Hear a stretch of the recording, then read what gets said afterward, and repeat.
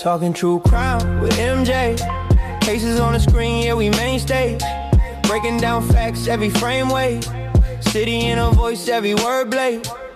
They throw dirt, plot in a group chat, smile in her face. Same ones who do that. Think she soft cause she cute, let them think that. So they see how she moved and they fall back. Men locked and can't miss one show.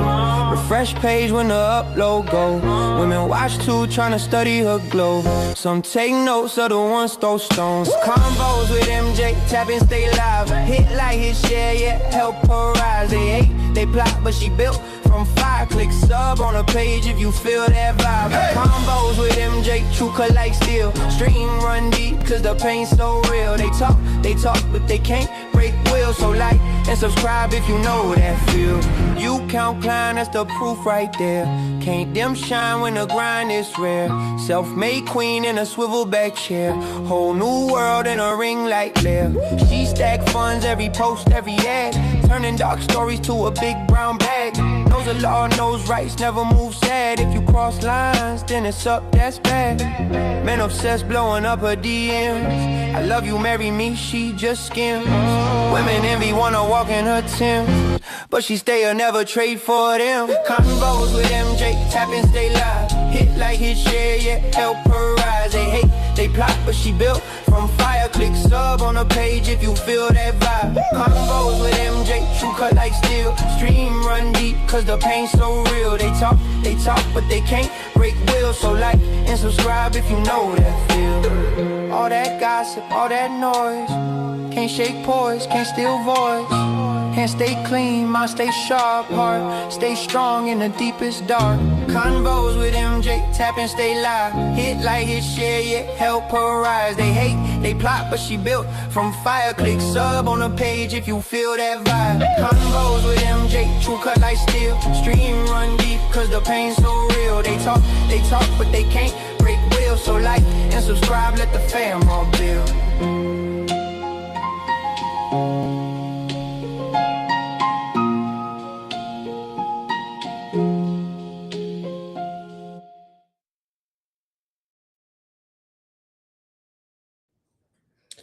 Hello, hello, hello. I am back. Welcome back to the channel. Good folks of the algorithm. How you doing? It's your girl, Conversations with MJ, coming back to you with 3 new cases. I know I've been away for 2 weeks. I know y'all see what's going on in this world, right? I know y'all see what's going on in these worlds. And I know y'all know what's going on in these streets. So my time has been moving over there. A lot of important things, a lot of things is coming down the pipeline. But I am glad and fortunate to have some time to share these cases with you because I enjoy y'all. I enjoy speaking with y'all and going over these cases if y'all don't really think I do. So I do value the time I am able to spend with you good folks. So let's go ahead and welcome my day ones and the early birds that catches the worm that comes to the channel, okay? So the first one is, let's see. Brucey, how are you, dear? How are you? It's good to see you. Good to see you. Happy Saturday. Hope everything's well with you and your family. Kamikaze, it's good to see you, bro. Shout out to you. Happy Saturday. Hope everything is well with you and your family as well. Miss Joanne, it's good to see you as well. I'm gonna put your name up, but I mean Miss J. How are you? Que lo que, mommy? Que lo que? It's good to see you this Saturday. Good to see you.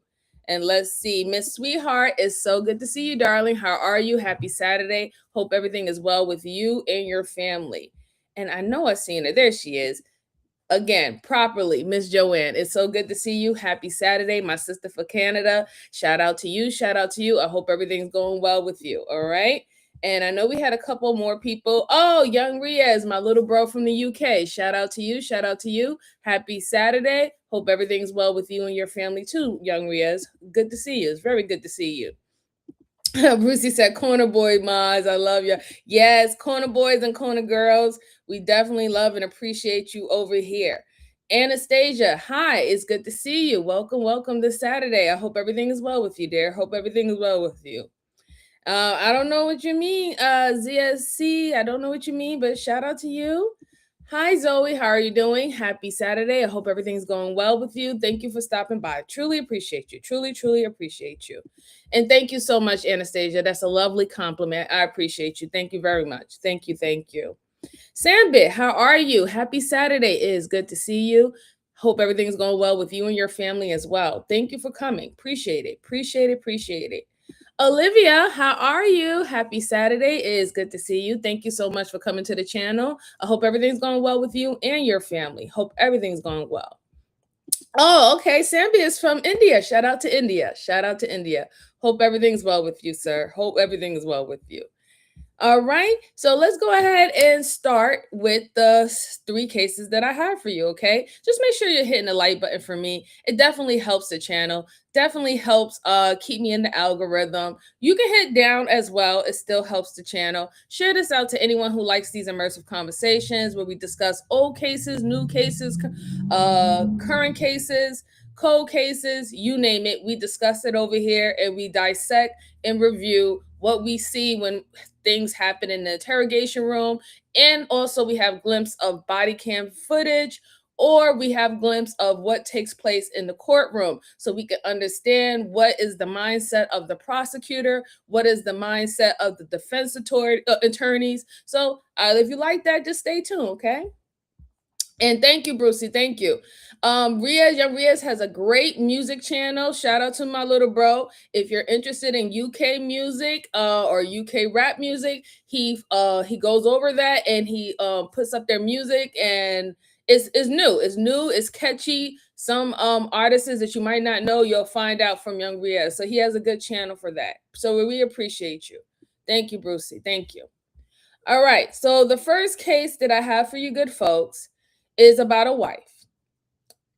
It's a wife who thinks she's going to get away with murder, but there was one mistake that she possibly made that pretty much destroyed her her case on herself, that she had no involvement. So we're going to look into that. Let me go ahead and pull up my screen and we can get into it. All right. I hope you guys can see this. And here we go. Search records. How long does GSR stay on skin? On August 10th, 2023, around 8 p.m., Zanesville Police Department in Ohio received a frantic call reporting a home break-in, one that quickly escalated out of control. What's going on? I think someone moved in the apartment. It was unlocked, and there's stuff everywhere, and I can't find my boyfriend, and his truck's here. And Okay, ma'am. Are you inside the apartment? Are you inside the apartment? I need you to back out of the apartment if you are. Come back out of the apartment if you're in there. Okay. All right. Come on back out of the apartment. Are you in the hallway now? I'm trying to quietly get there. I don't know if someone's still in here. Oh no, I see someone.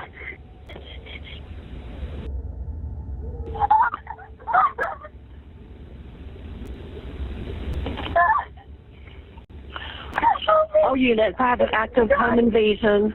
Oh my God, I'm shot. Okay. Ma'am, what? He's what? I've been shot. Okay, you have or he has? I have. I haven't even been able to find him yet. Okay, did you get shot? Yes. Okay, all right, ma'am. Who shot you? Someone in the mask. I don't know. I don't want to pay right now. After hearing shots fired, the entire department descended on the scene, the home of 66-year-old Thomas Wayne Waddell. Now, there aren't enough words to describe how beloved Tom was. He had recently retired from Kroger, where he was a manager, the kind of manager that stuck up for his employees and treated everyone with kindness. He loved woodworking, nature, Christmas decorating, church, and most of all, his grandkids. But there was someone else he loved too. 36-year-old Deborah Frazier, his live-in but on-again, off-again girlfriend. And when police arrived, they found her bleeding on the floor of the apartment from a gunshot wound to the leg. She was quickly raced to the hospital, leaving officers to inspect the scene of the supposed break-in. Only, nothing indicated there was a break-in. Everything they saw indicated that Deborah's call was a cover-up for another crime. And when they went into the back bedroom, they discovered what? Inside, they found the body of Tom. He'd been shot, wrapped in a blanket, trash bags, and duct tape. With a clear homicide and no signs of a break-in or robbery like Deborah claimed, police instantly suspected who was behind his death. And she was sitting in a hospital room, playing the victim card. All right, so two things pointed out from the video essayist breakdown of what we just saw. Apparently, there was supposed to be a robbery in her apartment. She goes into the apartment even though she's on the phone with 911. The person on the 911 operator is telling her, please leave, don't go all the way in. She's not listening to the operator. She's still going in there to the point where she sees someone that supposedly she has to shoot her weapon, and she has gotten shot apparently. But now hearing that her, I guess her longtime boyfriend or fiance, whatever not, he's bound on the ground with gun wounds on her. Now it makes me beg to differ. What did we actually hear when we heard the recording from what the 911 operator heard when we heard a gunshot? Did we hear a gunshot of her actually shooting the guy, or was that a gunshot of her shooting herself? Right? Because now I'm wondering, how can a guy who's bound up and rolled and wrapped up in I guess a carpet or a blanket or something like that, how was he able to shoot you within a couple of seconds, within a minute from when you was on the phone with 911 and when the police showed up? And apparently the whole police department came. That doesn't necessarily, it doesn't work that way, right? It really doesn't make sense. So that's very troubling. That's very, very troubling. And it does seem like a cover up. It extremely does. And it does seem like a cover up on her part. In fact, she would have been more convincing if she didn't touch the body. It would have been more convincing if she would have said, who's there, or whatever. Now, if you're not even going to listen to the 911 operator, say who there. We didn't even get any voice from the person that was in the house. I didn't hear anything. Maybe somebody else heard it. If you did, you could go ahead and put it on the chat. But I didn't hear anybody respond back to her or say, hey, what's up? What's going on? Or move out my way or whatever. You didn't hear anything, right? So this is troubling. Now they're at the hospital with her because apparently she does have wounds. I don't know, maybe she do have a gunshot wound. And now she's going to be questioned by the detectives at the hospital. And it's good for them to go now than to actually wait until she's completely healed to try to get her side of what happened in her apartment, because let that enough time go by, she's going to come up with a even better story in regards to what occurred. It's better to get it while it's still fresh, and then you can pick and decide whether or not, if she's telling some truths, if she's leaving things out, if she's trying to cover herself. And we all have to take into consideration that we do have self-preservation, right? That does kind of kick in once we feel threat, or we feel like there is some form of threat, or we have to flight or flee, right? We do tend to just like blurt out whatever not to, to remove that type of attention from us, of us feeling threatening and or uncomfortable. So we're going to take that into consideration. We're going to see what she says. Hey, Uda, what's going on? Good to see you. Thank you for coming. I appreciate you. And Nurse Val, how are you? How are you? Happy Saturday. It's good to see you. Thank you so much for coming. I appreciate you. Let's go on. The following footage was provided to us by the Zanesville Police Department. So it's Deborah Frazier, right? Yes. Okay. All right, Deborah. All right. So like I said, before we talk to you about anything, since you're here, what I do is when I talk to people, I always advise them of their Miranda rights, just so that everyone knows what they are. We do that. We want to make sure that you understand what they are too. Okay. I don't know if you want to pull your tray over and then I'll give you a pen. That way you don't have to move. Where are you actually injured at? I didn't. You're right, Here. though. Your left leg or right leg? My left Okay. inner thigh. Careful, move it straight off here. That's fine. Are you done with it? Yeah, just don't hurt yourself for that. And I know we tried to get some information out of you yesterday about, but everything was so hectic with what was going on. We wanted to get you to the hospital to make sure that you didn't suffer any significant injuries. Sure, Deborah took a gunshot wound to the thigh, but something tells me that the shot she's about to take to her ego is going to hurt a lot worse. The detectives read her rights and dive into the supposedly harrowing incident that she experienced. All right. Just so, what's going on? What happened yesterday? And this, I don't want to put words into your mouth or anything, so this is just in your own words. Before we go on, we're going to continue on with the detective, but I want to point something out. Now that we know that her gunshot wound was to the thigh, it's very, very easy to confirm whether or not if it was self-inflicted or if somebody shot her. It's very easy. It's about the positioning of where the gun wound is at.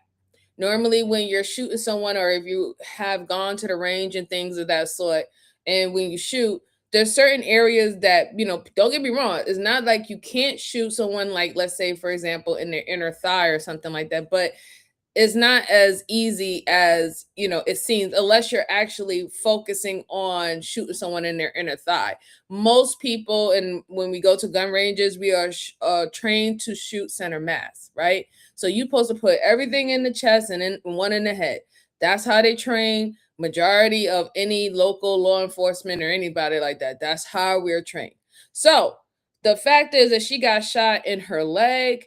And from what I know, her significant other was not in law enforcement or have ever been in law enforcement. That doesn't mean that he wasn't a gun owner. That doesn't mean that he wasn't trained on how you should shoot and gone to the gun range. But most of the time, if it was any form of struggle, any type of form of struggle, there's certain areas that you don't really hit. And they can tell when she goes to the medical facility now to get the bullet removed. They're gonna also give all that information to the detectives and everybody there about where the wound was at, and also they can find out whether or not if it was self-inflicted. So I mean, she's not thinking about that in this particular moment because she has to make sure that her story sounds well and that it seems plausible for her to act in the way that she did that led to someone losing their life. So now let's go on. Let's see what else the detective have to ask her. That's why we record everything. That way we don't miss anything. We want to get the best accurate description of what happened and what was going on. Okay, so. Sorry. The day before yesterday, Tom and I were... So the day before yesterday, we're talking about Wednesday the 9th, correct? I believe so. Okay. Because we were waiting on the maintenance guy to change the light out. Okay. As soon as he did that, I decided to go take a walk. I asked Tom if he'd mind if I just hung out with a friend for a while, maybe spent the night, just kind of get some fresh air.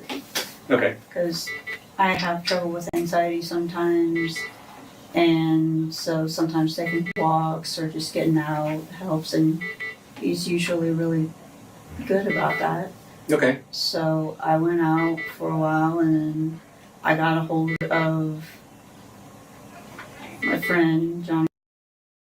Okay. And asked him if he wanted to hang out, and we drove around for a while, and then I ended up asking him if I could just spend the night. We played video games, we watched TV. It's mainly He's an old friend from mainly ego. my early college years. Okay. That's how I know him. Okay.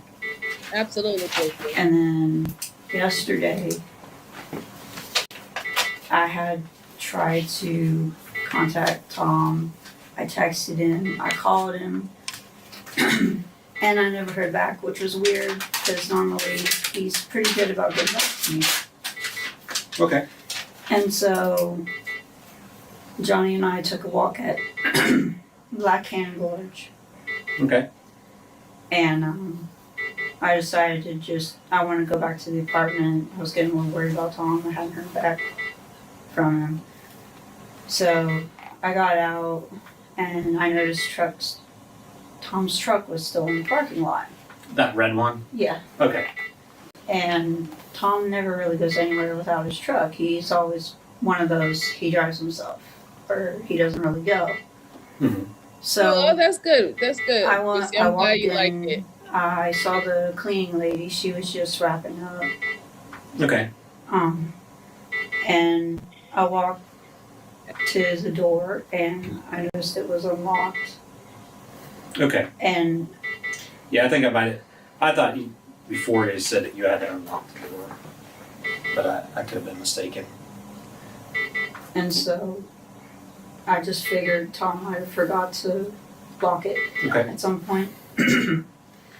So I went in and that's when I noticed that the whole apartment was tossed upside down.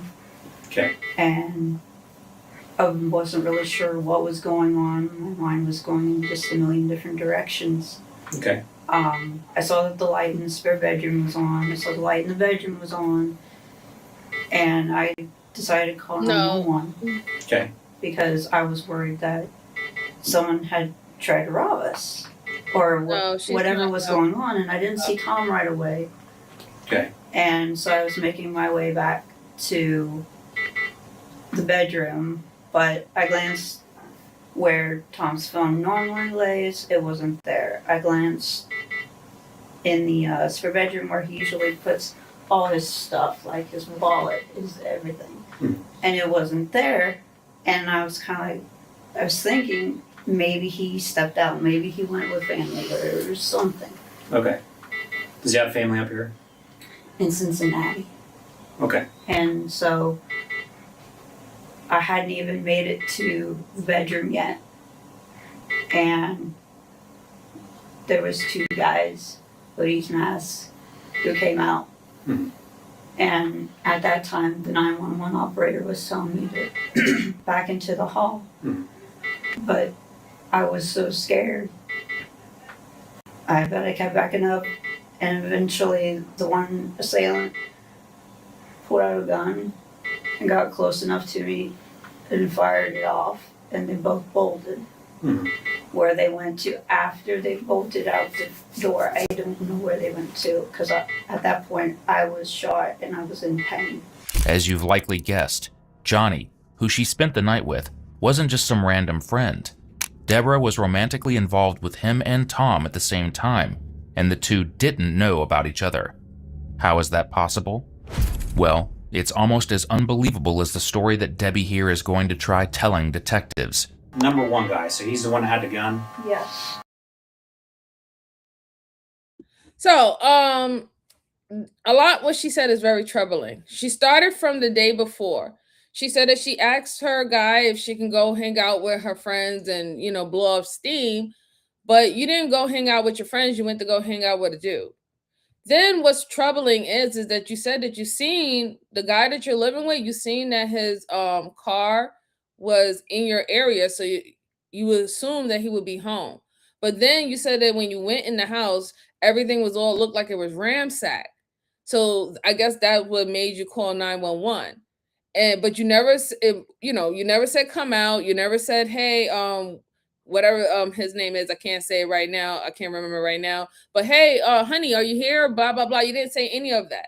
You just said that you just seen the house in shambles and you was like, what's going on? Then all of a sudden you seen some figure in the back and it's really giving tattletales, right? It really does. It's giving tattletales.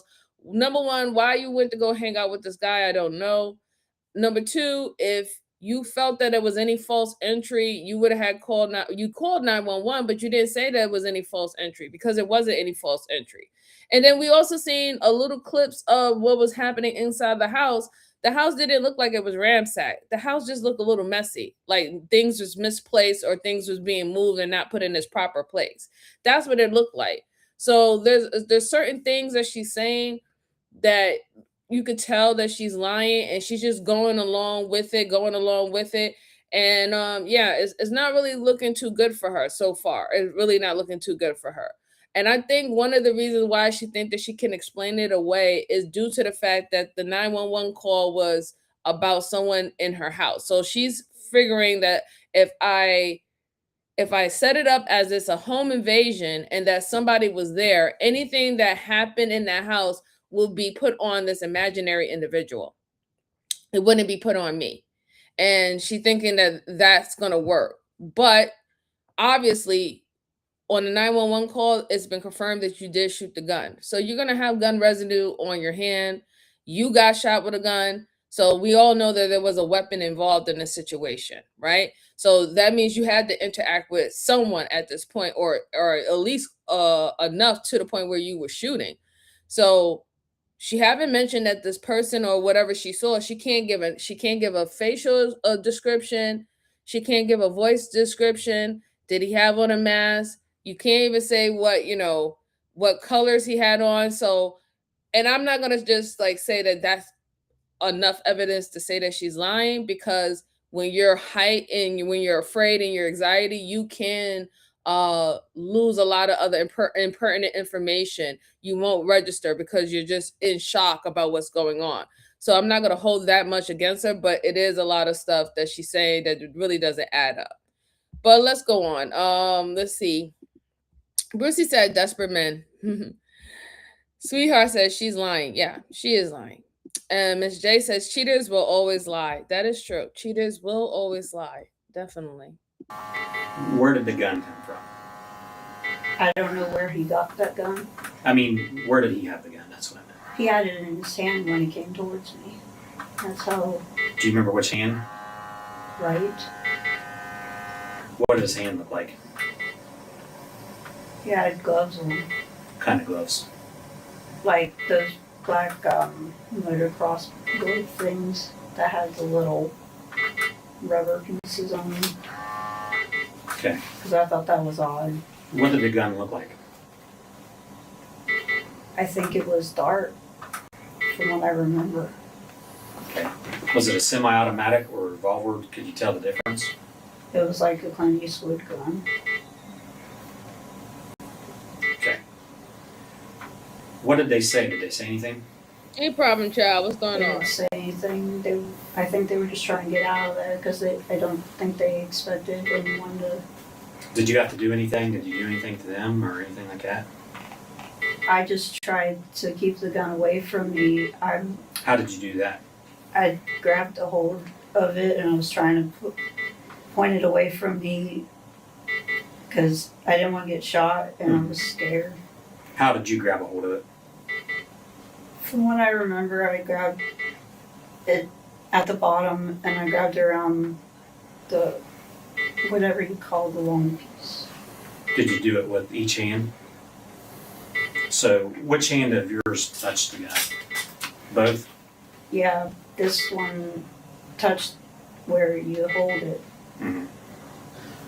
So you touched the handle? Yeah, What about your left hand? it touched whatever that long piece is. The barrel? Where the thing spins. Oh, the cylinder? I don't know how. Like you're saying the things. I know what you're talking about. The round part where the bullets are at? Right. I know Tom collects guns. I don't know if it was one of his or what. Now, Deborah is lying through her teeth here, obviously. But one thing is accurate. She doesn't really know how to use guns. At least, she didn't until the day before she shot Tom. Because her Google searches the day before Tom were killed were essentially how to use a gun for dummies. The searches included, what does .22 ammo look like? How to unlock the hammer on a revolver? How to know what ammo your gun uses? Gun safety, how to load a revolver pistol. Gun safety obviously wasn't Deborah's forte. And neither is anything else that requires the tiniest bit of intelligent thought, as you're about to see. Now, I know you started this off by saying that you had anxiety on Wednesday the 9th. What did you have anxiety about? I had been failing my school classes, and I've been told that I was just getting dropped from the program. What school you go to? I do it online. So I'm not understanding.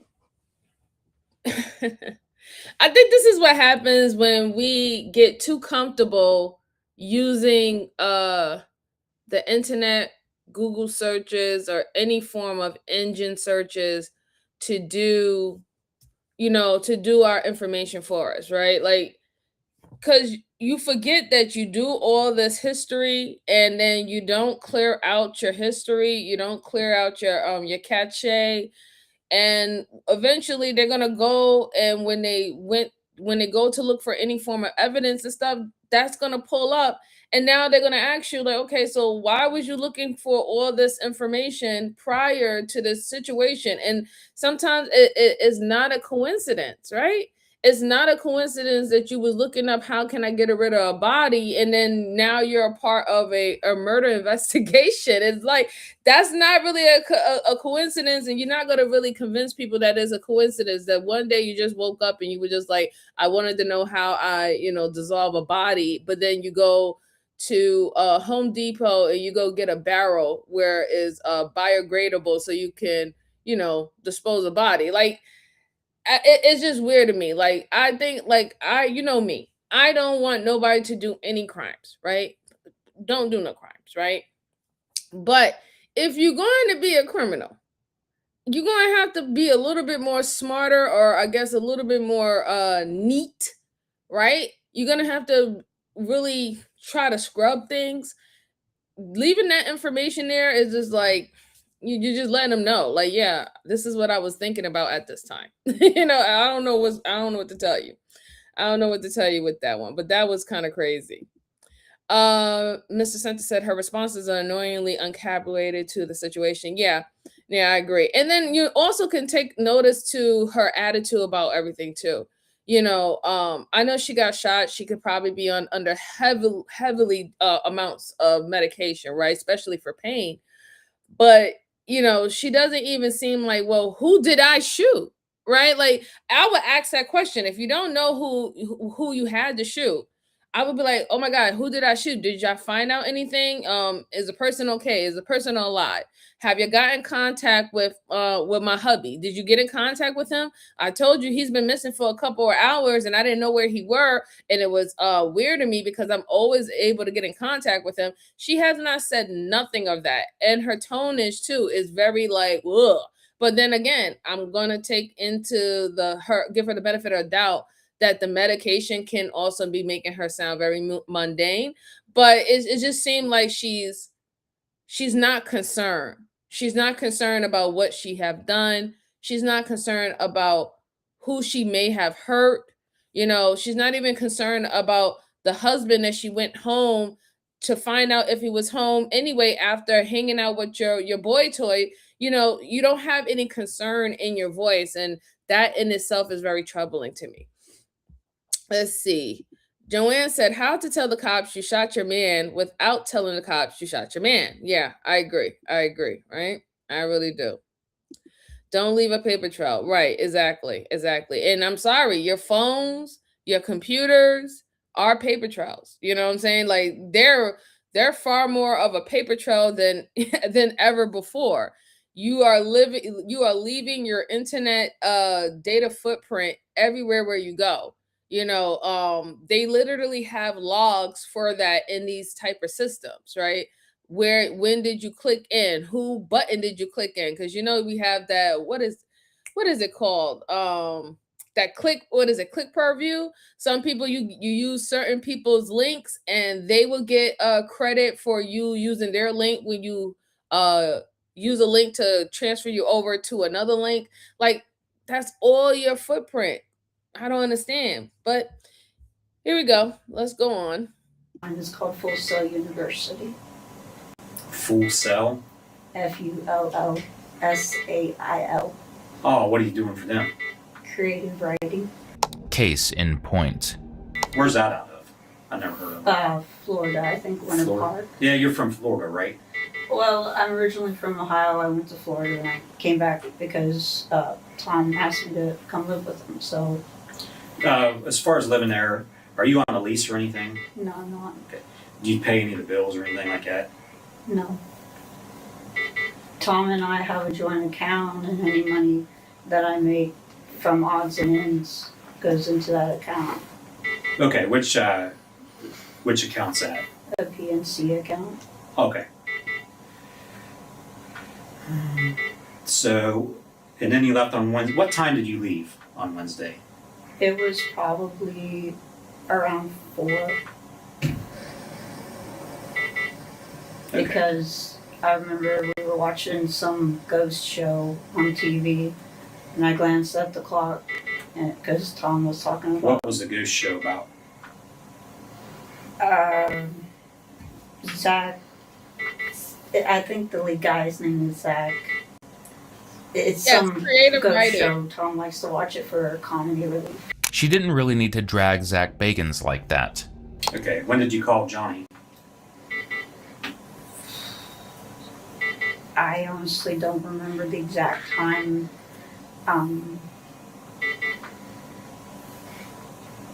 trying to think, because Yeah, I get it. I called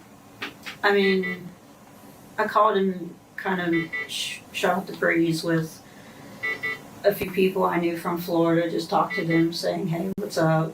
Mhm. And then after that, I No went ahead and problem, called Brucey. Johnny. Go ahead. Enjoy Okay. yourself. Where's Johnny live at? Oakland, Oakland Avenue? yes. And like I said, we drove to Frazeysburg, we drove to Dresden, and I just told him, that I had. Was it light or dark out when you guys did that? It was light and then it got darker and we just kept driving around and listening to music and Do you remember about what time you guys were out driving around? Roughly. We just asked you. right. We ask all Hey, these questions. Ricardo, because it's that's- good to see you. Happy It's- They Saturday. required us to do that, so It's, that's why we're asking you all this stuff. it's okay. I'm just trying to remember exactly what time. Because we don't know if somebody saw you the day before following you, things like that. We want to. I mean, when somebody shoots somebody, we got to know to try to figure out why they shot you. So Yeah. So you guys go to Frazeysburg, Dresden, then what? And then we eventually come back to Zanesville. Okay. He asked me if I just want to be dropped off Mhm. at the apartment. I told him, I just asked him, can we just go back to his place and just like play some games? And Why didn't you want to go back to the apartment? I just figured a night away was, because I like to play video games and Tom doesn't. So I like to play video games with Johnny and other people who are kind of into that kind of thing. And then yesterday, I got him up around noon. Okay. And then we went to Black Hand Gorge and we walked for a little while. And I decided I wanted to go back to the apartment because, like I said, Whose idea was it to do Black Hand Gorge? I had asked them either Dillon Dam or Black Hand Gorge because I knew they had a good walking path. Okay. So you go back to the apartment. What's he do then? Or what do you guys do then? I just had him drop me off in front of the building. Okay. And did he leave or did he stay? I'm pretty sure he left, and then that's when I walked in and everything else unfolded. Now, this may shock you, but Deborah is actually telling the truth about where she was the night of the 9th going into the day of the 10th, when she called 911 after being shot in the leg. But how is that possible if she's the one who killed Tom? It's pretty simple. Deborah killed Tom the morning of the 9th, completely unaware that detectives would be able to prove that he had been dead a full day before she claimed to have encountered the so-called intruders who killed him. Now that makes more sense. It does. It makes more sense because, like I said, they found Tom bounded on the ground with a gunshot wound, and he was also wrapped up in I guess a blanket and a carpet. He was bound. He was already bound all up, right? So when she's on the phone and she said that there's an intruder in the house, and somehow, some way, it was some scuffle where she got shot or she had to shoot someone, right? A bound man is not going to be able to shoot you. So that's number one. Then I said I found it very odd that out of all of a sudden she just like, hey, I reached out to Tom and I'm letting him know I'm gonna go hang out with my male friend, and y'all supposedly supposed to be watching, playing video games, because Tom don't play video games because he's an older man and he doesn't do that anymore. But instead, y'all wasn't really playing video games. Y'all was at these trails and getting y'all steps in, right? Then all of a sudden you said that you was reaching Tom and you couldn't hear Tom, or he wasn't responding, and that's what got you worried. Mind you, where you was supposed to initially going to go play video games at, you didn't even want to even go back to that area. You wanted to go to another apartment. And then all this stuff happened. It's like it makes perfect sense that Tom had to be gone prior to this, and that her going and linking up with her boy toy to go to the trails or proceed play video game was to let time go by and to actually make it seem like she stumbled into our apartment into a situation that happened prior to her getting there, and then she got hurt because the person didn't leave the apartment. It makes perfect sense for her to do that. She could have been having a conversation with her boy toy, let him know, hey, this is what I did to Tom. I need a way how to get out of this. I can't keep the body here. Eventually, it's going to decay and people are going to smell it because this is an apartment building. So I have to find a way how it will make sense that people will understand that something happened. Probably was having those long talks and conversation with him, and he was giving her hints and ideas how she can smooth this over. And this is only on banking if she didn't have those type of conversations with him. But I also want to point out too is that she also mentioned what her and Tom have together. Now, they're not legally married.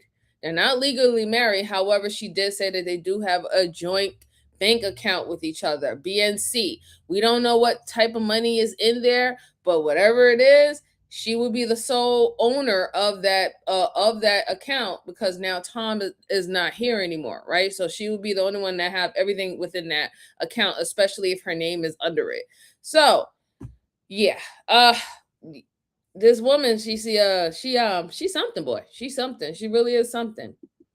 Nurse Val said, I would be asking why he's not at the hospital with me. Right, exactly. She didn't, but that's the thing. She haven't said anything about Tom. Like, if she's not even sure, even now, that the person that she hurt was Tom, why are you not asking, hey, why is Tom not here? Have y'all been able to reach my hubby? Have you, I haven't spoken to him. She haven't had no concern about where Tom whereabouts was. But initially she said that was the only reason why she was going back and worrying where Tom was, because she sees Tom's vehicle, but she doesn't hear him or he doesn't answer her when she got to the house. So I don't know. Oh, Brucey said liver temperature, very forensic. Yay, forensic. King Kamikaze says she tried to have an alibi. She did. She really did. She really did try to put a alibi that made sense, right? And like I said, especially with her shooting herself, what more of a better alibi to make this person believe or make anyone believe that you're a victim if you have some form of wounds on you, right? But let's go on. You see what happens when you watch ghost hunting shows instead of true crime? What kind of people do you think would do something like this? Why do you think they'd target Tom? I know he was having issues with his soon-to-be ex-wife. Who's that? Callie. Hey, He's still Turkey. It's good to see you, dear. How are you? Right. Happy Saturday. What kind of issues was he having with her?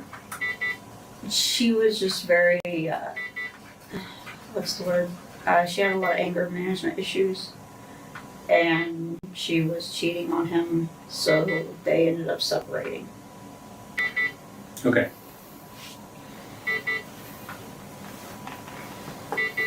Do you think she would be the type of person to do something like this? But to break in and then shoot me? Yeah. I don't know. I mean, you're saying it was two guys. What do you think they were doing? What do you think they were up to? it's hard to tell, honestly. I don't know. Like I said, when I walked in, everything was all thrown about, and Except things weren't thrown about. Police initially suspected that Deborah was behind the shooting because everything about the scene of the crime pointed to it being staged. The so-called mess was senseless, with random papers thrown on the ground. Right. And I'm glad that the video essay said that, because when we saw outside of this picture right now, when we saw what they had shown about what was going on in her house, the house didn't look like it was ransacked looking for any type of money or jewelry or anything of that sort. It just looked like it was messy. That's exactly what it looked like. It just looked like it was a mess that nobody cleaned up. Then we saw a little glimpse of his body on the ground, and he was literally in fetal position, and he was bound up. Again, the timeline doesn't match for a man literally being found by the police, being bound up and wrapped up in blankets and stuff. And you was just on the phone with 911, and you had to, or quote unquote, a gunshot occurred, and then you said that you were shot. So how do that happen? Like, how does a bound up man is able to shoot you? It doesn't make any sense. And then now when she's talking about it, she's expressing that it wasn't one person there or one figure that she saw in the house. She said there was two figures. So now there's two invisible men that we have to worry about, right? Where she still can't give us any description of these men that was in her house. Is just weird. Again, the police is going to search everything. They're going to see if there's any extra footprints in the house, any blood, any other form of DNA, saliva, whatever, you name it, to make your story true, right?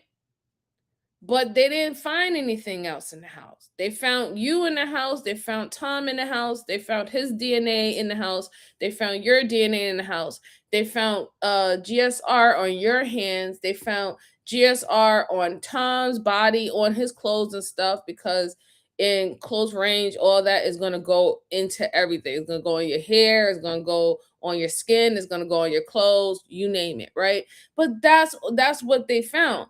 So where is this these imaginary people, where are they coming from? And now how come you could remember there was two imaginary people, but you can't remember anything else? So it does really play up to the point where you're lying and you're literally just trying to throw it on someone and make it stick.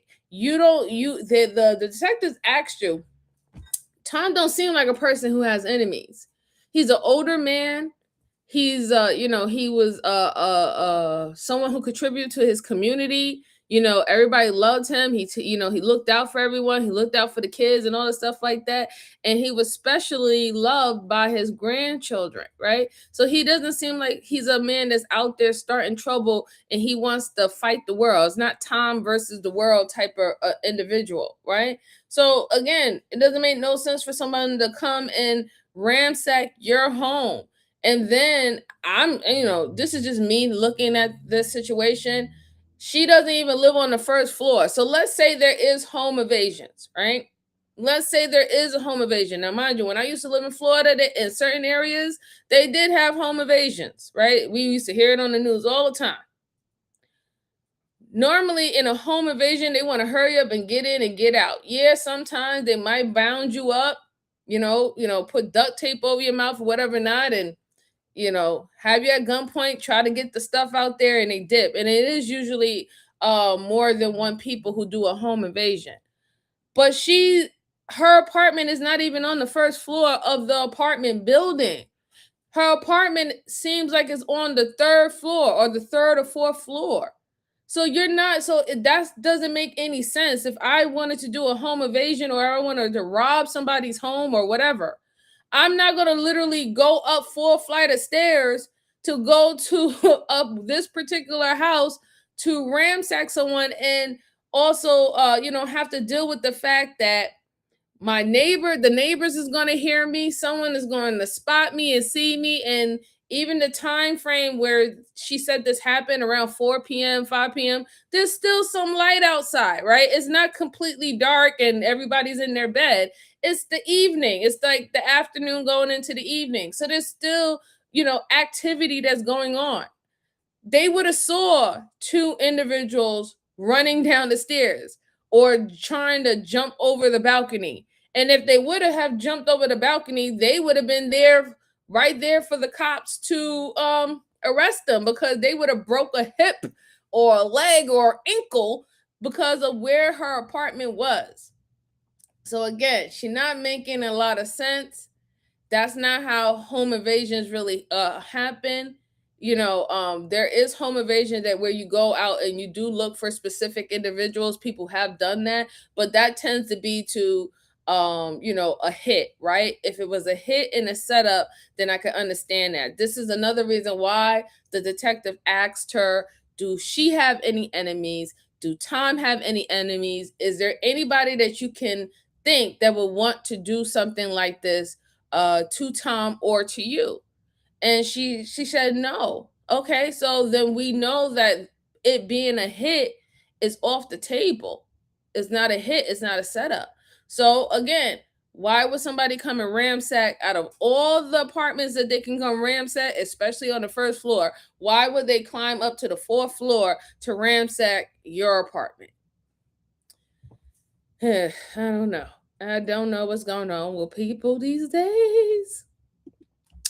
Turkey said a touch behind, but working like I'm always doing because I can't say no to work. I understand, Turkey. You be safe and good job.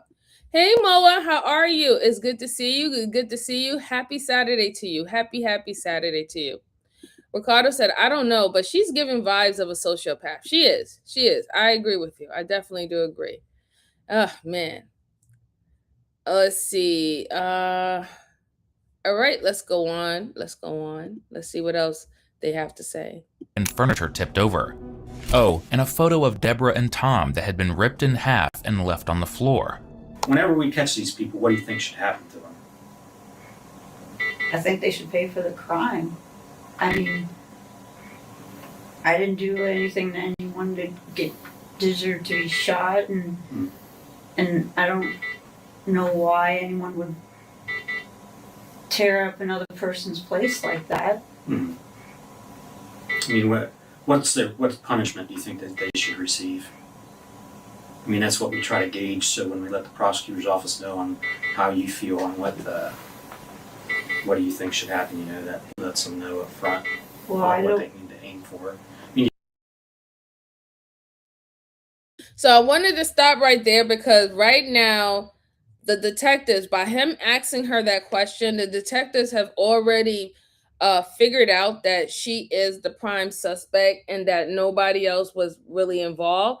They might later on down the road see if the boyfriend that she was or her boy toy had anything to do with it, or he even knew about it, stuff like that. But primarily, they have already come to the conclusion that she was the only one who had a weapon, that Tom's body was literally decaying for at least about a day, and that now they want to test their theory. The question that they asked her is, what do you think, whoever did this type of crime, what do you think, what type of consequence should they get? Should they go to prison? Should they get the death penalty? Whatever not. Now, someone who's a complete victim, who is distraught about what happened to her as well as her significant other, will literally say, throw the book at him. That's what they would say. Like, you don't show remorse from people who hurt you and harm you. Not initially anyway, right? You just more about, no, this person did me wrong, did me dirty, or they hurt my loved one and they need to pay. That's how normal people really react to this situation. Now, she says anything outside of that and she starts to be reasonable, or she tries to plead for the culprit, then that is a telltale sign that she is speaking for herself. This is the psychology behind this. This is the psychology behind of asking her that question. They want to know, because who else is going to plead for mercy than yourself if you're the one who commit the crime, right? But let's go on. You think they should spend life in prison? You think they should be sentenced to death? I mean, anything like that? Well, I don't know how Tom feels about it, but I feel that they should at least go to jail for a long time. Shooting someone, I could have been killed. When was the last time you ever fired a gun? Last time I ever fired a gun? When I was wrestling, trying to get the gun pointed away from me, I had a hold of it when it went off. Okay. Prior to that, when would be the last time before that? Before that, I had never fired a gun, like loaded and everything, because I know nothing about them. I couldn't load one if you set everything in front of me. Tom was trying to teach me about gun safety and all that, just in case, self-defense and stuff like that. And I mean, he showed me how to load like one of his pistols. So, I mean, but I don't remember exactly. But you never shot a gun before, correct? Correct. Okay. And the first time that you'd been around when it was shot was just yesterday, correct? Correct. And that was at 1:30 p.m., roughly, is when you called 911. I don't know the times. Yeah, that's what time the call came in, was right around 1:30 p.m.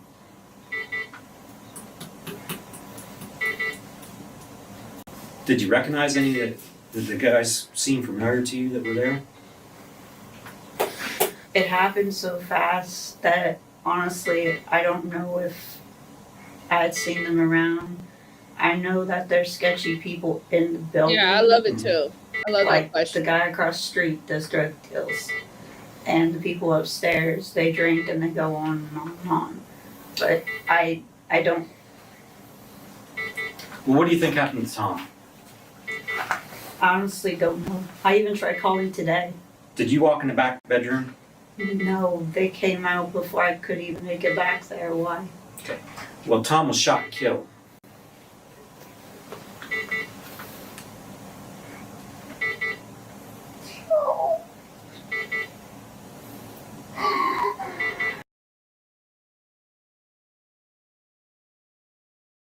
Oh my God.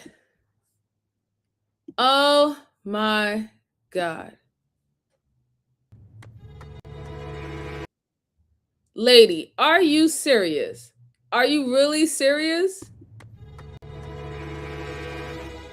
Not once for the past 57 minutes have you worried about Tom. Now you want to tell the detective that, no, I didn't even go to the back to even check because these two people came out before I even got there. Still have not gave any description of the two people that you saw, the two men that you saw in your house, right? That you wouldn't even listen to the officer who told you, or the operator, excuse me, get out the house. Don't go in there. If it looks like it's been ramshacked and everything like that, or a crime, don't go in there. Leave. No, you continue to go inside the house, right? Now she want to do all this fake crying and I told you guys that is a tactic, is a big tactic that they use to try to force them to have any form of, or seem like they have any form of emotion from the news that they heard. She's not shocked at all because she already knew that Tom was dead. Her putting her face into her blanket is, I know we would look at it from a surface level thinking that, she just don't want to see people see her cry or is hysterical. No, she doesn't want the officer to see her face or to look in her eyes, because you can tell that it's not genuine and that she's lying. So that is a tactic that they use when they want to break eye contact with an individual in things in this type of situation. I can't believe I knew eventually the squealing was gonna come. The squealing was gonna come eventually. Let's go on. It's all right. You can take a minute.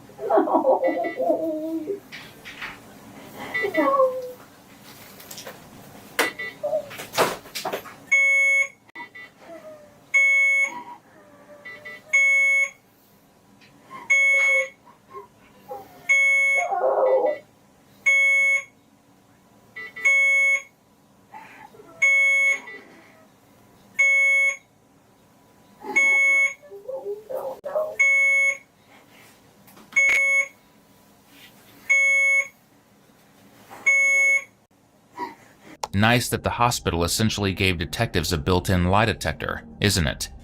Not that they need it, given the wink that the interrogator gave his partner. Deborah takes this as an opportunity to practice her acting skills, or lack thereof. Unfortunately for her, this detective is already tired of her BS. It's okay. Do you need a tissue? He can't be dead. He can't be dead. There's some water if you need something. He can't be dead.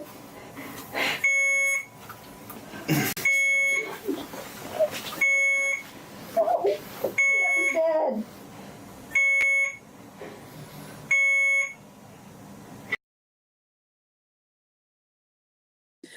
Oh my goodness gracious. The detective's face is hilarious. He is like, oh my God, lady, give me a break. That's why he keep on like, you want something to drink? He's like, you want something to drink? You want a tissue? He asks her if she want a tissue because she's not even crying. She's not crying. He, like, this is insane. It's really bad. And yeah, the monitor, Brucey said that that heart monitor does not lie. That's insane. That is really insane. And she's really playing it off, like her tactic of hiding her face and also positioning her head down in that way and putting her hand over like towards like her head, like a form of guilt, really, right? But her real main reason of doing this is she's trying to break the momentum. Pay attention to what I'm telling you. She's trying to break the momentum of questioning. That's that form of tactic to stop the conversation. It gives you time to think. It gives you time to conjure up another lie or anything like that, or to really examine the conversation going forward, right? To see if you're doing yourself a disservice or not. She needs that time so she can start to think about what she needs to say if they counteract her with anything that is evidence that you're not a victim and that you kind of, you're heavily involved in this situation. So she wants to break that space. And like I said, she also wanted to break eye contact as well. But let's go on.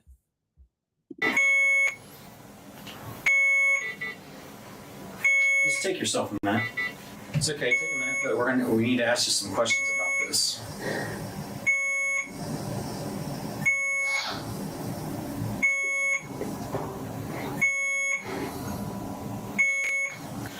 I know it's tough, but we need to figure out what's going on here, okay?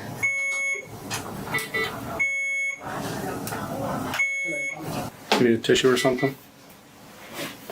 All right, Debbie.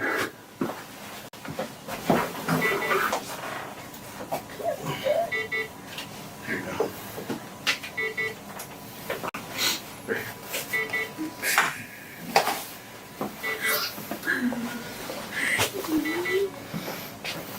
All right, Debbie, let's talk about this, okay? Sorry, look at me. Who do you think killed him? Don't know. Let me ask you this, and I'm going to ask you to be 100% honest with me. Did you have something to do with his death? No. I would. Okay. So let me explain this to you, Deborah. And I'm going to be as straight as possible. I've probably been a cop now for about 20 years. This isn't the first murder investigation that I've ever handled. It's not going to be the last. When we start our investigation, we look at every angle. We look into every possible situation, possible scenario, and everything that you tell us, we go and follow up with. Okay? Would you have an issue if we looked inside of your phone? Okay. Do you have a password on it? What's your password? And it's all right, I can tell you what it is. It's 6813. We did a search warrant on your phone. Okay. So that means we knew what you searched for and what you did and where you've been. So on the night of Wednesday, something happened. I don't know exactly what happened in that apartment between you and Tom, but I know that you're the one that's responsible for his death. I'm not. Why are you searching? How long does gunshot residue stay on my hands? Yesterday morning at 8 in the morning. Listen, you did. I didn't.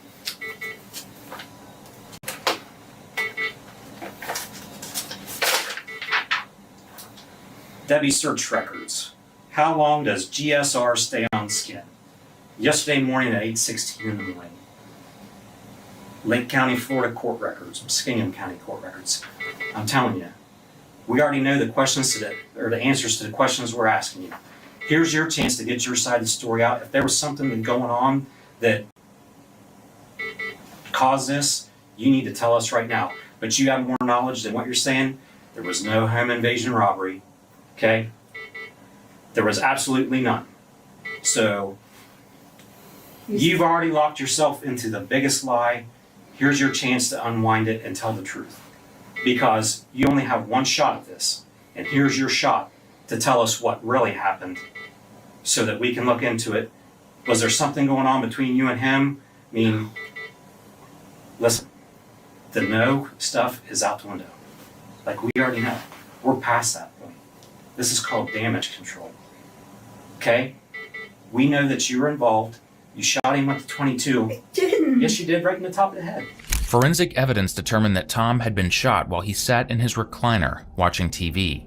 Deborah stood over him and fired, killing him with a single shot through the top of his head. Somehow she was smart enough to know that she would leave GSR, or gunshot residue, on her hands, but not smart enough to know that Google search history is forever, because her final search was a classic stupid criminal one. Delete Google search history. Is any of your DNA going to be on that duct tape that wrapped him up? On the plastic bags? I've handled the duct tape, but I didn't wrap. No, I'm talking about the ones that wrapped him up. Listen. We're beyond I don't know. Right now. Oh, this lady is cooked. This lady is cooked. She is cook. Like, because now you're going to have to explain why your DNA is on the tape in the bags that was used to bound him, all right? Then, like stated before, Tom's body was already starting to decay. It was already one day. Then you shot him in the head. So again, even if you wanted to say that it was, let's say, she wanted to take the story of self-defense, right? Because clearly the detective already laid it down to the pipe with her that, listen, we got everything. We wanted to hear your side. We wanted to see how honest she was going to be, because we already had evidence to prove that you were involved. You did the killing of him and all this good stuff, and that nobody was in your house, right? But they wanted to see how far she is going to take her story, right? And then he also gave her a little snippet of opportunity to take the bait to say that it was self-defense. They know it's not self-defense. If you can shoot somebody in their temple or on the top of their head, that ain't no self-defense, okay? Because usually when you're fighting and when you're scrappling with someone or an individual, if you accidentally shoot someone, or even if you purposely shoot someone, there's certain areas that normally tends to get hit in those type of situations. And on top of your head is not one of them. You can clearly see in their photos that they have with each other that Tom like skyscraped over her. She wasn't taller than Tom. Tom was way taller than her. He looked like he was probably like 6'1", or 6'1" or 6'2", and she looks like the average female height, probably 5'4", 5'5". So how do you get on top of his head? The only way you get to shoot him on top of his head, you have to be standing over him, right? Or he has to be leaning over you or in a position that's lower than you for you to do that. Then she didn't think that they was going to collect any DNA when it came onto the couch to see if whether or not is there dry blood on the couch. She didn't think that, right? There's many things that you could tell that she did not think in this situation, especially her Google search. Like even with the clear history, the basic thing with the clear history you couldn't even do. The basic thing of clearing your cache you didn't want to do, right? I mean, shoot, if anything, destroy the damn phone. Like something. Like you didn't do anything of that sort. You didn't think about all the DNA that you left all over the crime scene. And you tried to cover it or hide it under the fact that you got hurt. And you can't, and even in this situation, you can't even say, well, the reason why I have gun residue on me is because when the two guys came out and I shot them or whatever not, or they shot me, that's the reason why. There's no, did you shoot them? Did you miss? You know what I'm saying? Like, is there any blood that was there found? You can't even explain that away. So then now let's take, if you want to use the trope, it was self-defense. Why was he bound up? And if it was self-defense, why didn't you call 911 the day that you had to take Tom's life? Why didn't you call 911 then? Why would you bound him up and try to pretend that it was a home invasion and someone else did it? Like, oh, she's cooked. She's completely cooked. It's crazy how cooked she is. Let's see. Miss Joanne said, you have to have a very cold heart to do that to someone who loves you. Yeah. Or very selfish, really. Brucey said, MJ, do you remember that TV show called Lie to Me? Yeah, I did. I do remember that TV show. Now here go Brucey again with the Delilah. No, Brucey, don't get sent to the corner now. But yeah, she's honestly cooked. She really is cooked. Let's see if she is eventually going to take that story, though. He's offering it to her. And these detectives do that sometimes. They offer you another way to explain what happened. And truly, they do it for bait, because at the end of the day, they're going to still use the evidence, right? And whatever you confirm by them having a conversation with you, they're going to use that when they present that to the prosecutor. So, but they do like to test you and to see if you're going to take the bait. If you feel that your story is not working and if it's not convincing, and I gave you an outlet where you think it's more plausible, where are you willing to take it? And if you take it, then they know that you wasn't strong in conviction of what your story was and how everything played out, which most likely make you seem as a liar, or now you're in survival mode or self-preservation mode. So now this is why you're taking their lead on what possibly happened. I think what they're trying to find out is, at this point, they need to either categorize this as a manslaughter, or is this first degree murder? So far, it's not looking good for Princess over here. Princess is looking like she's definitely going for first degree murder. It seemed like she definitely planned it. The Google search was really like the dead giveaway, but it definitely seemed like she planned it. But they want to figure out, did she plan this because of she was having problems with Tom? Did you plan this because you wanted to take Tom's life, get access to the money from the joint account that y'all both were signers on, and go live happily ever after with your boy toy? Or did Tom find out that you were cheating on him when you said that you were supposed to be going out to just play video games? We know what type of video games you were playing, but is that a reason what also led to you to take this action? That's all they want to find out at this point. They want to find out what led to everything transpiring the way that it was. Like, what is the origin story of the situation. But let's go on. Another detective is looking into some other stuff right now. So what is old boy gonna say? What's Johnny Anderson gonna say? Is his story gonna match yours? It should. Because it should. That's not a very good answer. Come I on. didn't do it. Who did it then? I love Tom. You have knowledge of it. I love Tom. If you didn't shoot him, who did? Because you know. I don't know. Why are you searching? Is there GSR? How do I get GSR off my hands? How long does it stay on my skin? Why did you search that? Why did you search it? Tell me. Give me a good explanation on why you searched 5 hours before this robbery ever happened when you never shot a gun before. Why are you searching? How long does GSR stay on my skin? You tell me that. And an I don't know answer is not good enough. Listen, Didn't. you know when you call 911 where you record the calls? You're the only person in that apartment. The audio gets enhanced. We can tell if people are running out and struggling. We look at cameras in the neighborhood. There's nothing. Your story is so far bogus. If something happened in that apartment, you need to tell us now. Because, listen, you already know what happened. If you're going to sit here and lie, how do you think that makes you look? That doesn't make you look good at all, honey. Like you're making it sound like you're a bad person. Like if something happened or if somebody else did something and you're trying to cover for them, then now would be the time to say it. Because the only thing you're doing is making yourself look like a monster by not telling the truth. I didn't do it. Who did it then?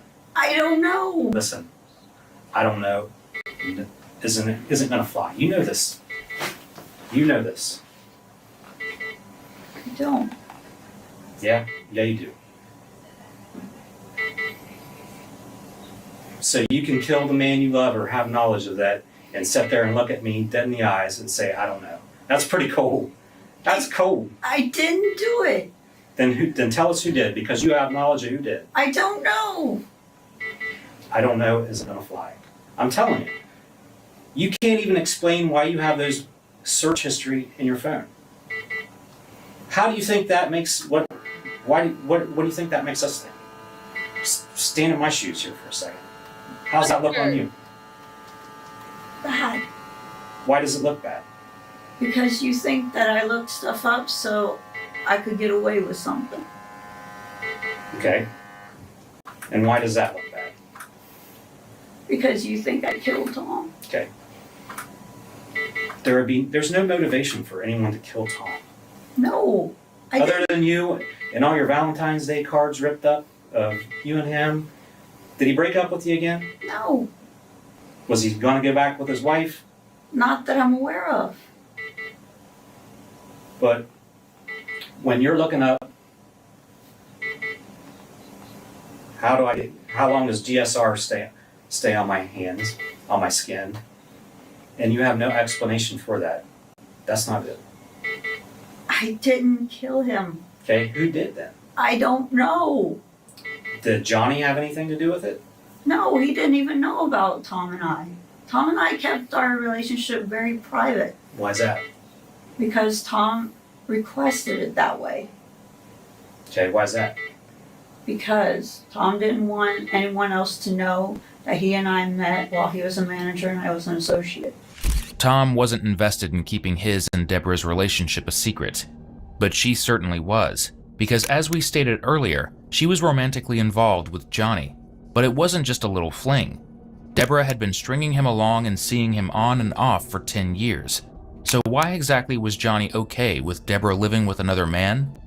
Because she told him that Tom had severe dementia, and she was his live-in nurse. So, maybe she could have done okay in that creative writing career she wanted.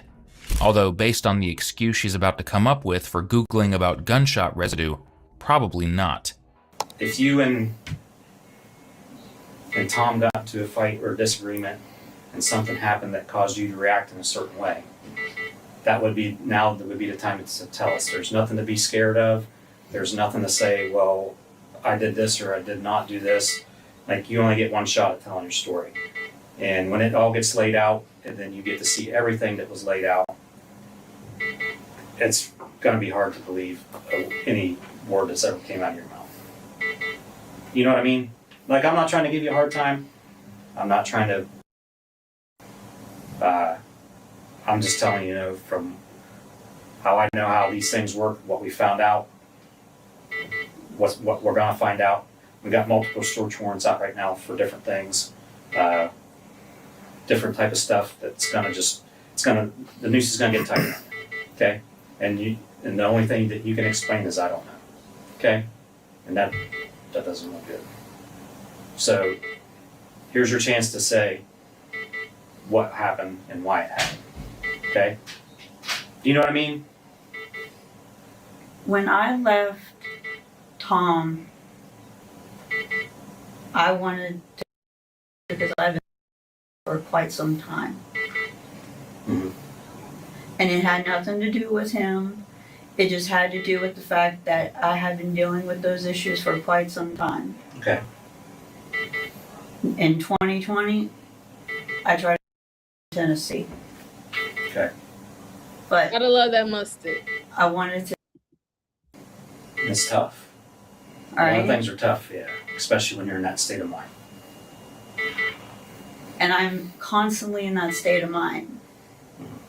But anything I looked up in regards to that was, so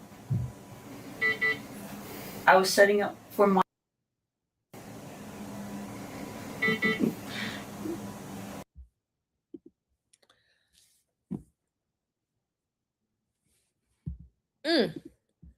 Interesting.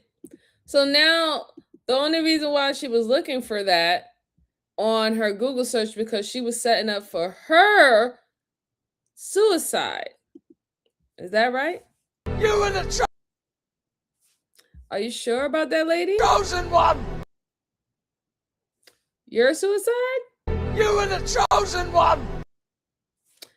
I don't buy it. And I definitely know that the detective don't buy it either. Okay. You in no way or form was trying to commit suicide. Now all of a sudden you're trying to give this back history of you feeling like unaliving yourself. I don't understand why would you even want to unalive yourself, because you seem like you was living your best life, right? You was keeping your relationship with Tom a secret, and he's paying bills, you stay with him from time to time and all that stuff like that. You didn't have to worry about nothing, and then you had your little boy toy, that you go out and play video games and walks in the park and stuff like that. You was living it up. You don't even seem like a person who was really like thinking about doing that to themselves, but that's your explanation. So if this is something, and this is where it's funny at too, if this is something that you've been thinking about for a very, very long time, then they should see search histories about you researching that from months ago, maybe years ago, or even any other form of ways that people like to unalive themselves. There's a few of the favorites that people like to use when they unalive themselves. But none of that is in your search history.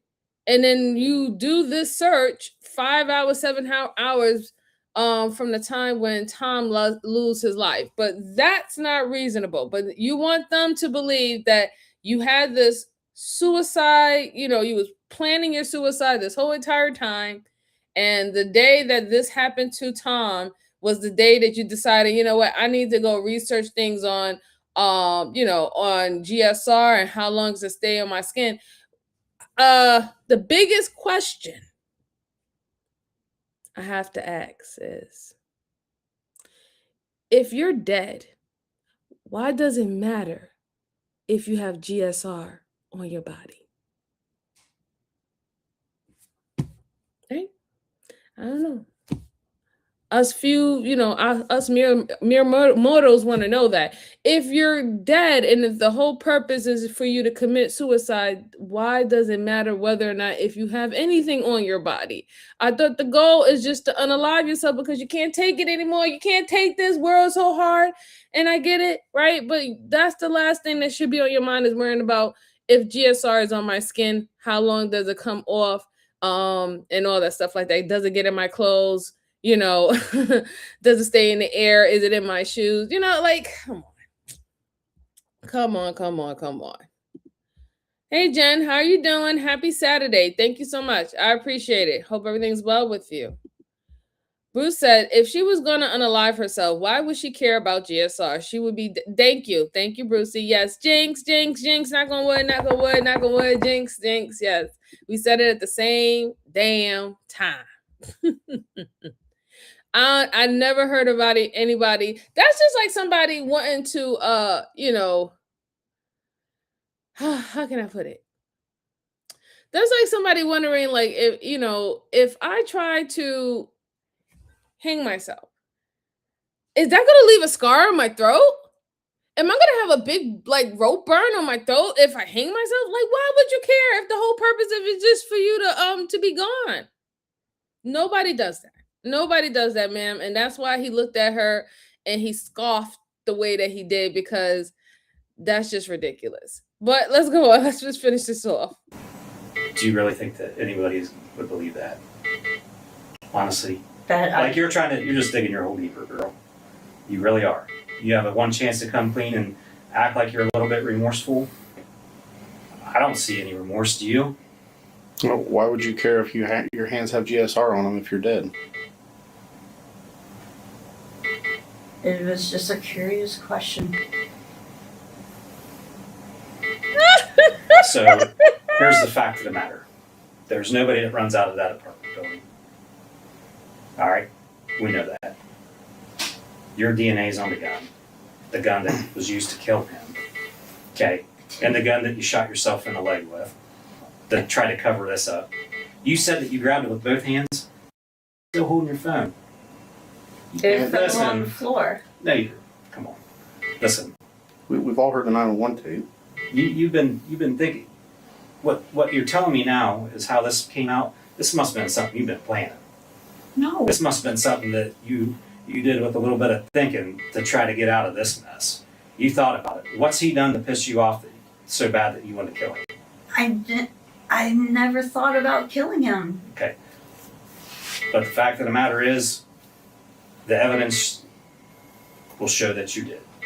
Whether you ever want to be accountable for your actions, that's up to you. Like, I'm trying to tell you that remorse goes a long way in trying to start the healing process for people's families, for people that might have cared about him, and also for you inside. Because ultimately, there's one person that you're going to have to answer to in the end, and it ain't nobody here on earth. I care about him. No, you don't sit here and tell me you care about him. I do. You don't care about him. If you can do what you did to him and then cover it up and then try to wrap him up and then sit here and not be accountable for what you know about what happened, it's like, that's like pretty bad. Like, I'm not gonna sit here and lie to you. Like, I've talked to killers before. I've talked to straight up people that shot several people. They at least had the balls to own it. And you don't. I didn't kill him. So if that's the case, then why'd you try to clean it up? Really appreciate I didn't try to clean anything up. There's hair in the trash bag. Make sure you put your link that you down covered his there, feet up. Brucey. That you put his feet in. Yeah. Hair. Okay, your hair is inside of this. They went to the autopsy today. It's gonna come back your hair. I mean, we can wait. We can wait until the DNA comes out, or you can just try to clear it up right now. It is what it is. You're putting yourself so far behind the 8 ball as far as why this happened. Like, you're denying, lying that you wouldn't do anything. So when it comes to the time, you're going to have a better story, because I am really screwed, because they do have the evidence. And you've painted yourself into this corner right now. That's why I'm telling you, you only have one chance to be 100% honest with us. And I can tell you, you ain't been honest. You may assume, as we did diving into this case, that the motive had to do with Deborah's 2 boyfriends finding out about each other. But surprisingly, that's not the case. According to the Muskingum County Prosecutor's Office, Deborah was trying to manipulate Tom for financial gain. To do this, she tricked Johnny into calling him and posing as a fraud investigator, saying his accounts had been hacked. In reality, Deborah was the one who took the money from them, draining his savings and checking account until he had just $2,000 remaining. If you want to be honest, we want to get this cleared up. Okay? I knew it. Didn't I say that it had to do with the money? It had to do with the account. I knew it. I definitely knew it because the thing about it is, even when you have two signers on a bank account, right? Because I think they said they had a joint account for PNC Bank. When you have two signers on it, the bank is going to notify if the account is closed by whoever is on the account or if a certain particular money is out, that they might perceive it to be fraudulent, especially if they don't get a cosign for the other signer on the account. So normally what the bank do is, like, if it's a joint account and there's a certain amount of money in there, they'll be like, hey, do you know about this transaction or whatever, not blah blah blah. None of that happened. Right, none of that happened. She wanted solely just, she didn't want to answer no questions. She was just draining it, and eventually he was going to find out that the money in the account was being drained. And I really do believe that she did all this to go run in the sunset with her boo thing. She really did. She was tired of being with that old man. She was only with that old man for his resources and what he can provide for her. She had no emotional connections to that man whatsoever. She was just utilizing him. He was an old man who wanted company, and he wanted the company of a woman, and particularly a younger woman, a woman who's really really younger than him. And she applied that, and while she continued to live her life and actually be in a romantical relationship with the person that she wanted, she, however, just didn't want to go out there and financially support herself the way that she needs to live the lifestyle that she wanted to live, with the new guy or the boy toy. It was just easier and more convenient to just play a role with Tom. And then remember, she's the one who told Tom that she wanted their relationship private, even though she said something completely different to the detectives. In fact, it was her that wanted Tom not to express or showcase or showboat about their relationship. Because if the boy toy find out, well, boy toy ain't gonna play second fiddle to no other dude unless he's in on her running this guy's pocket for a lick. That's the only time I see men, accepting that. If he's in the mindset, okay, she's out there just about to get she's treated him like a lick, she about to get the money's gonna come back to me anyway. I don't care. Go ahead and do what you gotta do, girl. But outside of that, ain't no man gonna be accepting of that. And then on top of that too, they also said that she told him that she was just his caretaker. So that's you lying to the boy toy, making him believe that you even had a actual job, right? Just being a caretaker to an elderly person. So yeah, she's diabolical. I ain't gonna lie, she's really diabolical with this one. Brucey said, my, as Joe Kenda says. And he said, at least he could have gotten a pretty one, surely. Dad, Brucey, beauty's in the eye of the beholder. Any port in a storm, as my uncle says. Yeah. It's sad. It's really sad because I think, he shouldn't have lost his life. And it's messed up because it does seem like in the picture, he seemed like he really was, smitten by her, and he was happy and everything like that. And he didn't know that he was literally taking care of someone who was plotting on him the whole entire time. So you need to start being honest. The game's up. Like, I'm telling you, it's over. There's a guy down in municipal court right now. They're filing charges on you. Okay? I didn't do it. Okay. And I want to The black duct tape's underneath the countertop. The trash bags are back underneath the sink. Your hair's His stuck in the sweatpants around a trash bag or on the bed.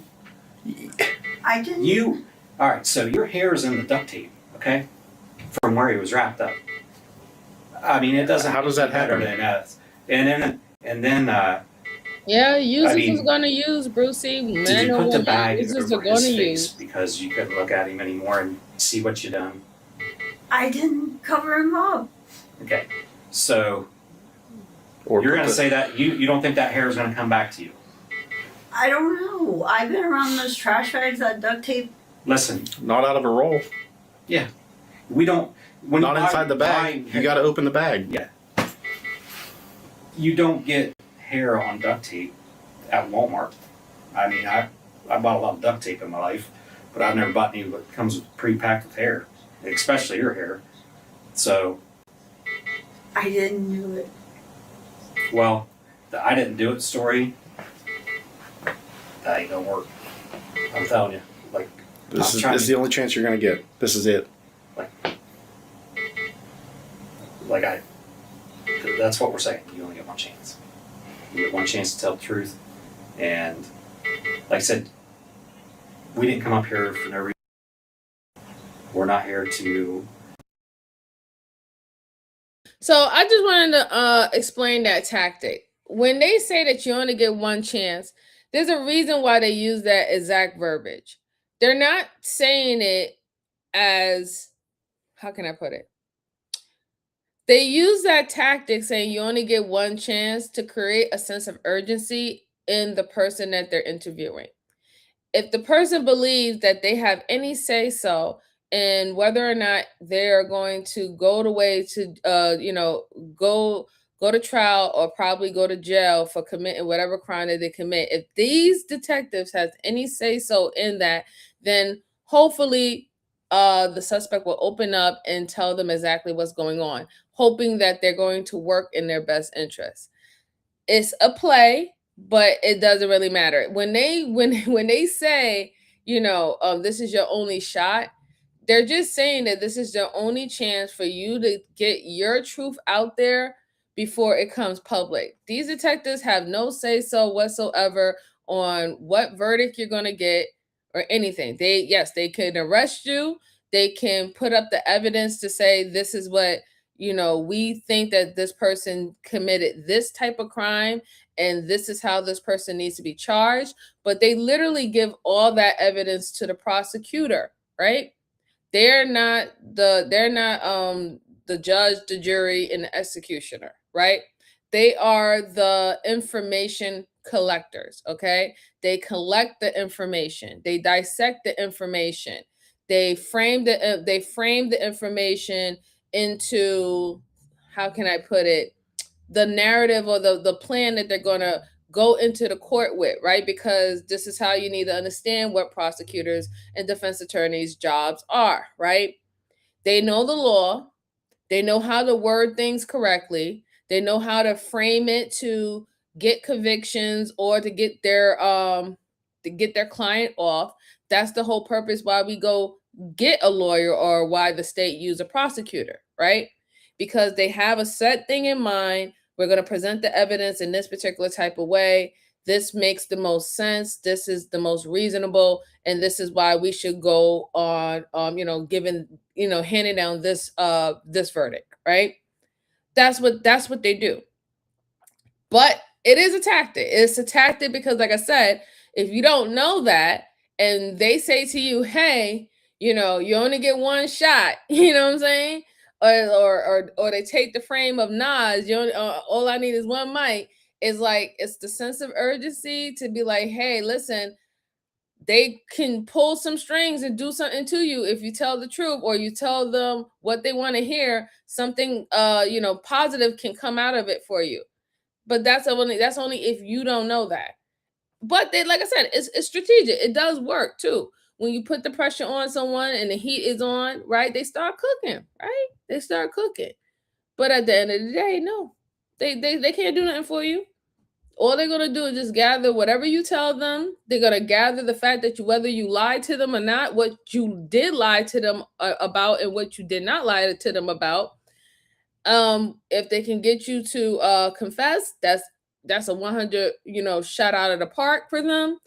But yeah, they're not here to help you. Yes, please go ahead and join the membership if you haven't. Join us in the corner crew. Truly appreciate it. And like, share, and subscribe, and make sure we getting the numbers up for me. It helps. Or you can hit the like button down. It still helps. Let's just try to help keep us in the algorithm, okay? Brucey said, we get a lawyer because they can talk shit better. Right. They know how to word things correctly. They do, right?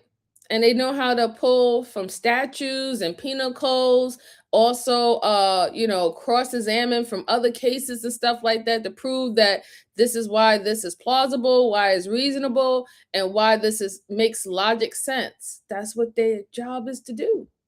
But let's go on. Make it anything worse than it is. But if you can't tell the truth, then that ultimately makes you look like you have no compassion, no remorse, and that makes you like at the tip of the food scale on scumbags, to be honest with you. I'm telling you, that's just the way it is. And with all the evidence that we see, like that's what's there. Like, I'm not trying to be mean to you, but he's been doing it a long time, so have I. Like, we're trying to give you like almost an opportunity to explain it. So, if he did something to you that caused you to do something, or somebody else did something that you're trying to cover for him, here's where you gotta say it. Because when it comes down the road and you want to say, well, so-and-so did this, or I knew this, like, too late. You already made yourself look bad because you didn't say what really happened at the time. You know what I mean? Does that make sense to you? Why would I go all the way back from Florida up here just to do something horrible? Why would anybody else do anything horrible to you? There's absolutely no reason. He's a great guy. Mm-hmm.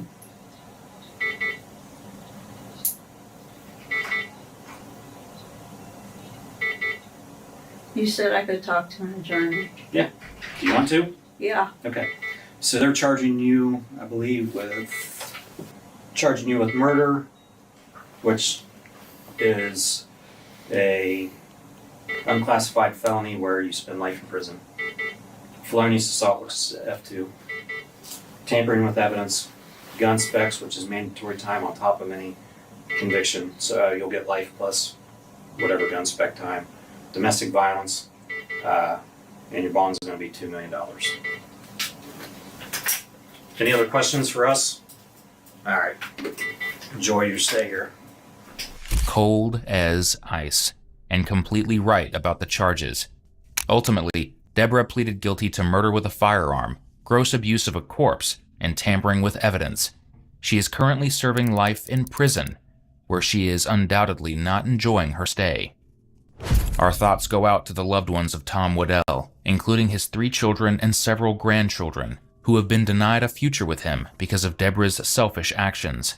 With Christmas approaching, Tom's favorite season, we hope they find comfort in decorating like he used to love to do. Thank you for watching today's video. Whether you're new here or have been with us for a while, check out one of the craziest cases. Oh gosh, so that was really, really sad. She was a hot mess. She was really diabolical. Serve her right.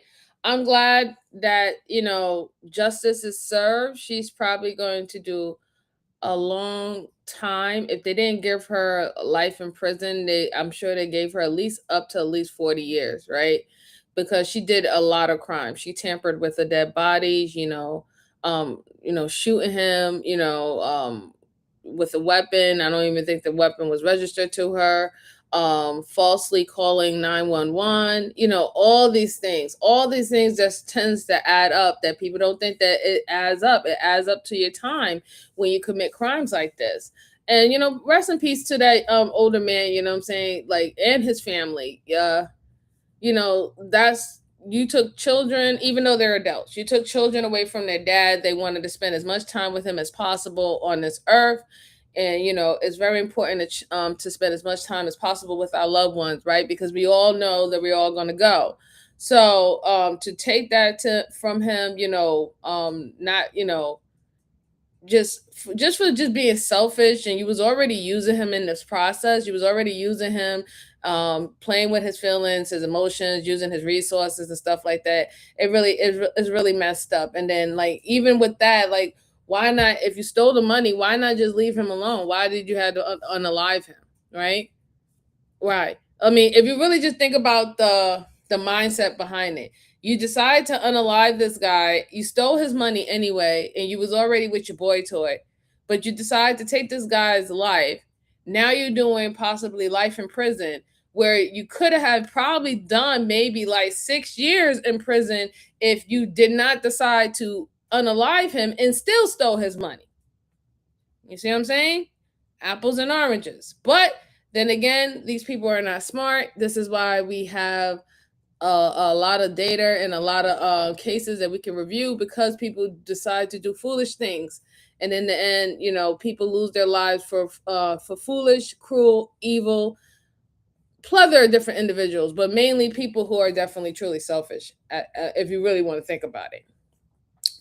All right, so I have another case for you good folks. This is why I also came early, and shout out to everyone that is still here with me. I was told that my vertical is not working, that only the landscape is working. I'm sorry that that is happening.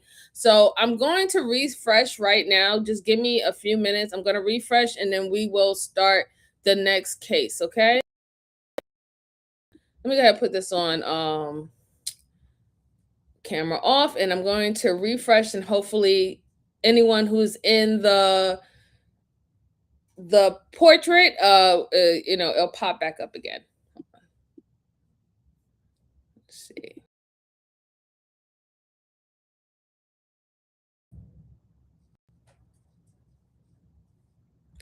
All right. I refreshed.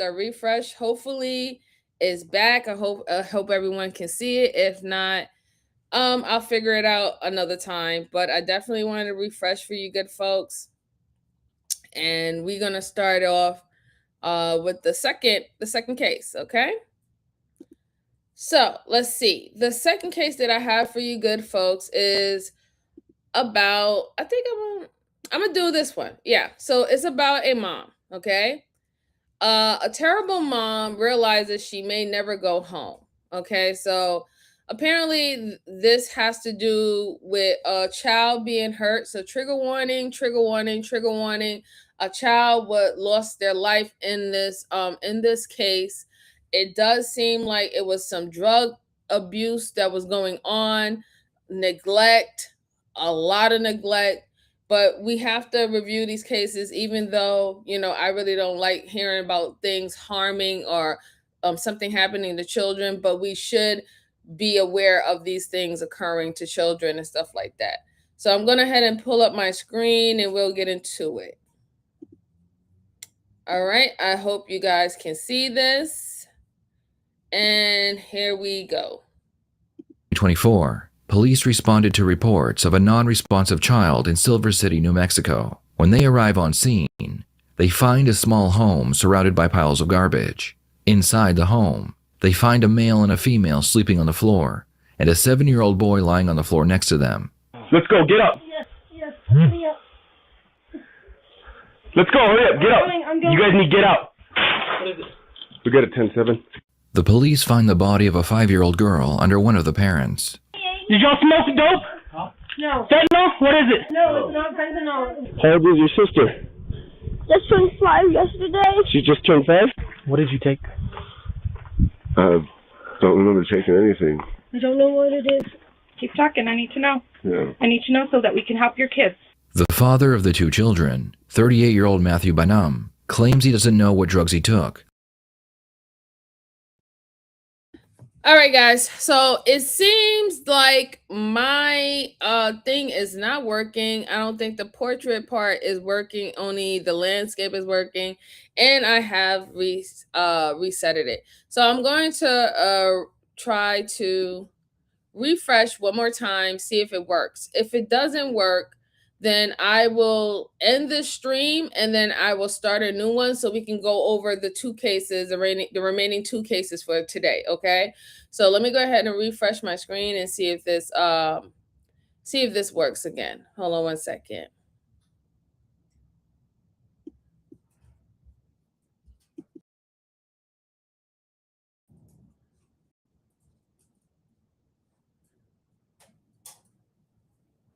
All right, I have refreshed my screen.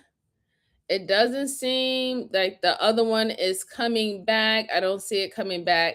All right, so here's what I'm going to do, guys. I'm going to end this stream right now, and I am going to restart another stream. So just, just be patient. I'm going to restart another stream and we will continue on with the new cases. Okay.